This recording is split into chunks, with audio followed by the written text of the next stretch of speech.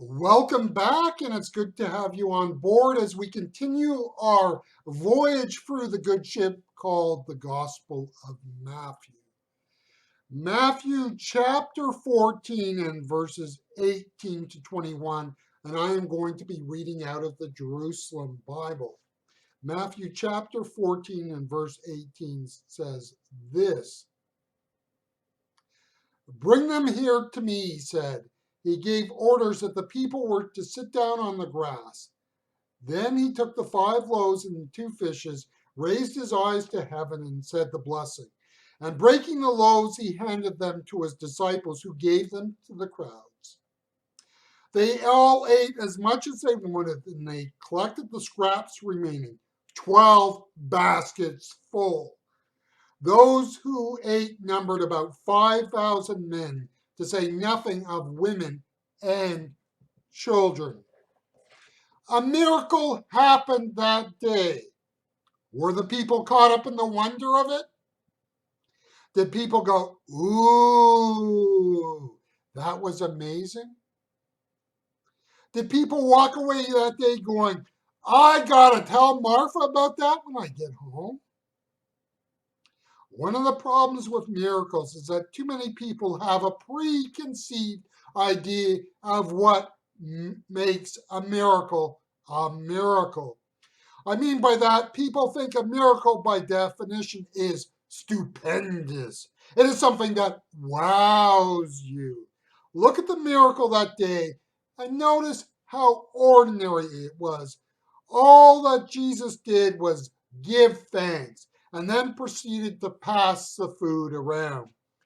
Jesus did not utter some amazing sort of incantation. Jesus did not huff and puff. In fact, I think most people there did not even see that there was a miracle that day. Jesus says in Matthew chapter 16 and verse 4, reading from the New International Version, "A wicked and adulterous generation looks for a sign, but none will be given it except the sign of Jonah." The word sign is used in this verse, and though it does not mean miracle directly, that is what it actually means.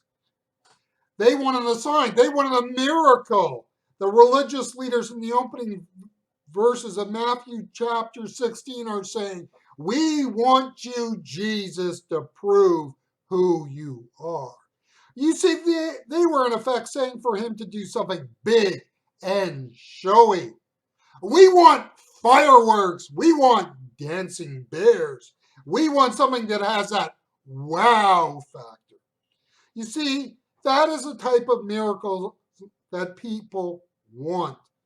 It is the type of thing, of course, that Jesus does not do.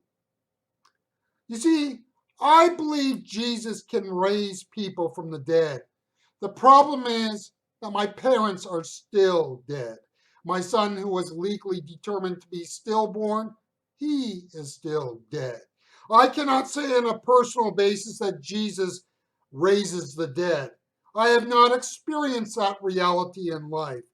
If Jesus were one day to pop the lid on a coffin at a funeral that I'm attending and the person in that coffin jumped up and out and onto the floor, I would be freaking out.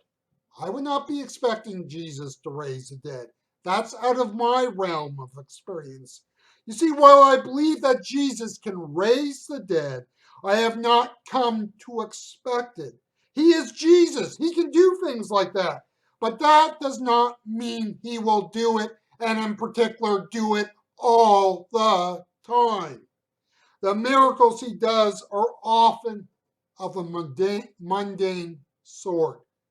They are the type of miracles like the feeding of the 5,000 that happen before people's eyes and they do not see it.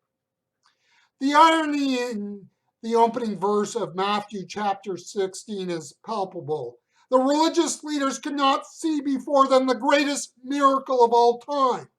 Think here of Colossians chapter 2 and verse 9, which says in the New International Version, "For in Christ all the fullness of the deity lives in bodily form, Paul wrote to the church at Colossus. In Jesus, the religious leaders of his day could see God in the flesh, yet they wanted something more.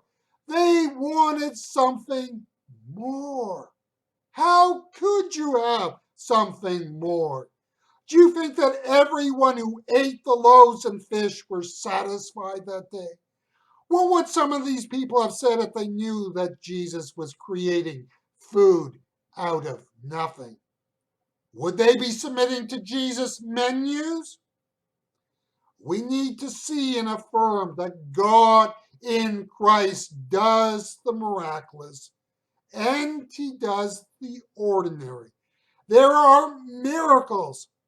It's not open debate. It is whether we will see the miracles that he will do or not.